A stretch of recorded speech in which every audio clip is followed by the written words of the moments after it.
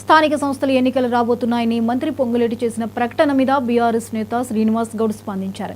ఎన్నికలు వస్తున్నాయని ప్రకటించడం బీసీలకు చేస్తున్న అన్యాయమన్నారు. బీసీ బిల్లు కేంద్రానికి పంపి చేతులు దులుపుకోవడం సరికాదని మండిపడ్డారు. ప్రధాని మోదీతో ఎందుకు మాట్లాడలేదని, రిజర్వేషన్ల మీద బీసీలను ప్రభుత్వం దగా చేస్తోందని ఆరోపించారు. 42% రిజర్వేషన్ ఇవ్వకుండా స్థానిక ఎన్నికలు ఎలా నిర్వహిస్తారని ప్రశ్నించారు. జెడ్పీటీసీ అంట, ఎంపీపీ అంట, తర్వాత సర్పంచ్ ఎలక్షన్స్ పెడతామనంటే బీసీలకు రిజర్వేషన్ ఇవ్వకుండా ఎట్లా పెడతారు?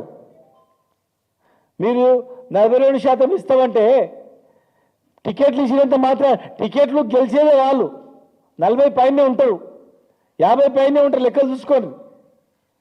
నువ్వు దగ్గర నిలబెడతావు, ఇంకో దగ్గర ఉన్న నిలబెడతాడు, లేదా ఇండిపెండెంట్ వేస్తాడు. ఎవరు దానికి చట్టబద్ధత ఉందా? దానికి అర్థం ఉందా?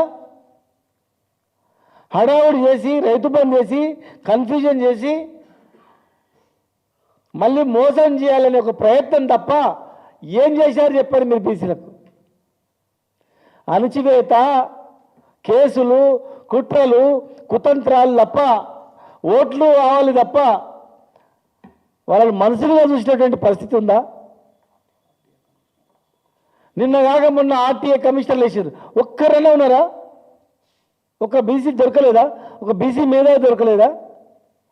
ఏ పదవులు వచ్చినా కూడా పనికి మాలిన పదవులు బీసీలకు ఇస్తున్నారు. ఇట్లేదో బొక్క వాడేసినా వాడేస్తున్నారు. తెలంగాణ జాగృతి రాష్ట్ర వ్యాప్తంగా శిక్షణా తరగతులు నిర్వహించబోతోంది.